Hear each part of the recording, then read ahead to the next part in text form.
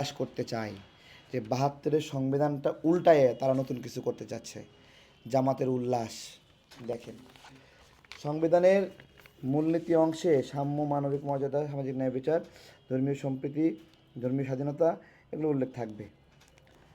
খুব সুস্পষ্টভাবে বলি, সংবিধানের যে 4 মূলনীতি আছে, গণতন্ত্র, জাতীয়তাবাদ, সমাজতন্ত্র এবং ধর্মনিরপেক্ষতা, এই যে মূলনীতি, আমরা যখন ওখানে আলোচনায় অংশ নিচ্ছিলাম, বেশিরভাগ রাজনৈতিক দল এই মূলনীতি বাতিলের বিপক্ষে ছিল। কিন্তু এনসিপি, জামাত সহ কিছু তারা এই আমাদের ৭২-এর সংবিধানের এই মূলনীতিটা বদল করার জন্য যুদ্ধ ঘোষণা করছে। আবার এই মূলনীতি বদলায়ে কোন মূলনীতিগুলো এখানে যুক্ত করবে, তারা এই বিষয়ে নিজেরাই আবার বিবাদে জড়িয়ে পড়ছে। কি দিবে সেই বিষয়ে কিন্তু বিবাদ চলমান। সেই বিবাদ চলা অবস্থায় নিজেদের মতো করে আমাদের ৭২-এর সংবিধানের মূলনীতিটা পরিবর্তন করে এইভাবে লিখছে।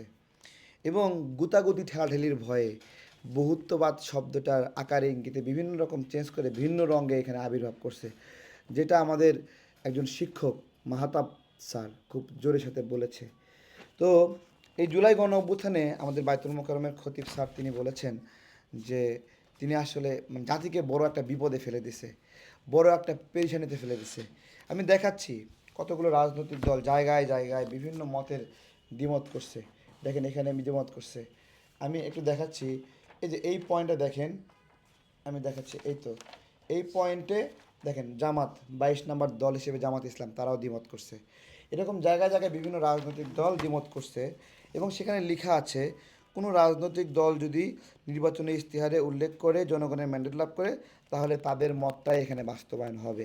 এই পুরা লাইনটা দ্বারা পুরা গণভোটের অস্তিত্ব এবং অবস্থানকে ধ্বংস করে দেওয়া হয়েছে।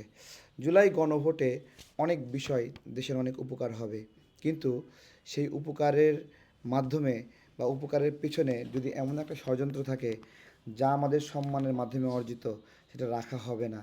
সেইটা সবচেয়ে গুরুত্বপূর্ণ বিষয়। জুলাই সনদের কোথাও এই যে এখানে কোনো বিসমিল্লাহ নাই, ঠিক আছে? এটা নিয়ে কিন্তু সরকার অপপ্রচার চালাচ্ছে যে বিসমিল্লাহ আছে। আমি আপনাদের দেখাই দিচ্ছি, দেখেন আপনারা, আপনাদের কাছে যদি এই কপিটা থাকে দেখবেন নাই কোথাও। এবং এটাতেই আমরা স্বাক্ষর করেছিলাম। এর পরবর্তীতে তারা আবার বিকৃত করে অন্য একটা ফরম্যাট দাবি করছে।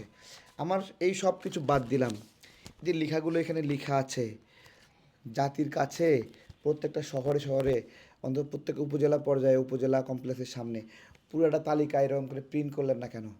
অথবা গণবিজ্ঞপ্তি আকারে প্রত্যেকটা পত্রিকায় সপ্তাহে ৩ দিন প্রচার করলেন না কেন? মানুষকে কি লুকাতে চান? আমার প্রশ্ন এখানে এইটা।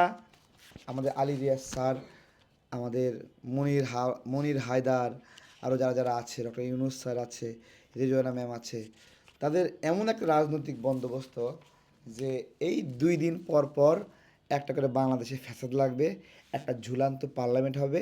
আর ফ্যাসাদ লাগলে কী হবে? উপদেষ্টা হিসেবে এই ভাড়াটাদেরকে ডেকে আনতে হবে, তাদেরও কিছু আয়, রুটি রুজি এবং চাকরির ব্যবস্থা হবে। এই জন্য তারা এমন একটা ঝুলান্ত পার্লামেন্ট চায়, যেই পার্লামেন্টে বাংলাদেশটা সবসময় অস্থিতিশীল থাকবে। আর এই ধরনের চাহিদা কেন জামাত করে? কারণ জামাতের এরকম, ওরা বলে না খেলা যে চলছে কোন লেভেলে, এরকম করতে করতে তারা এমন একটা গৃহযুদ্ধ চায়, যেই গৃহযুদ্ধে প্রচুর মানুষ মারা যাবে এবং সেই মৃত্যুর মধ্য দিয়ে নতুন একটা অধ্যায় রচিত হবে। এবং তারা ১৯৭১ সালে যে গণহত্যা করেছিল তার চেয়েও বড় একটা হত্যাযজ্ঞ চায়, যাতে করে তারা দেখাতে চায় যে ওইটার অধ্যায় শেষ হয়ে গেল, নতুন করে একটা বাংলাদেশ আসলো। তো এইটা আর কি। তো এইটা জানালাম। এখন প্রশ্ন হলো আমি হ্যাঁ বা না এর পক্ষে কি না। বস্তুত এই জুলাই এই সনদের কিছু কিছু পয়েন্ট আমাদেরও দেওয়া, আমরাও মতামত দিয়ে সেটাকে পাস করানোর জায়গাতে নিয়ে গেছি। কিন্তু এখানে অনেক বিষয়ে আমি এখনও দ্বিধান্বিত। আমি হাঁ দেব বা না দেব এটা বুঝতে পারছি না। তবে আমাকে যদি একটা সুনির্দিষ্ট পয়েন্ট বলেন যে সংবিধানের মূলনীতি বদলাতে হবে, আমি এটা বদলাতে দিতে চাই না। বহুত্ববাদ শব্দ, আমি এসব চাই না। বহুত্ববাদ শব্দ যেটা এলজিবিটি কিউ বিষয়ে মাহাতাব স্যার উল্লেখ করেছে, এই বিষয়গুলোর জবাব দিতে হবে। তারা কেন নার্সিং করছে এগুলো, তাদের কাছে কোনো জবাব নাই এই বিষয়ে।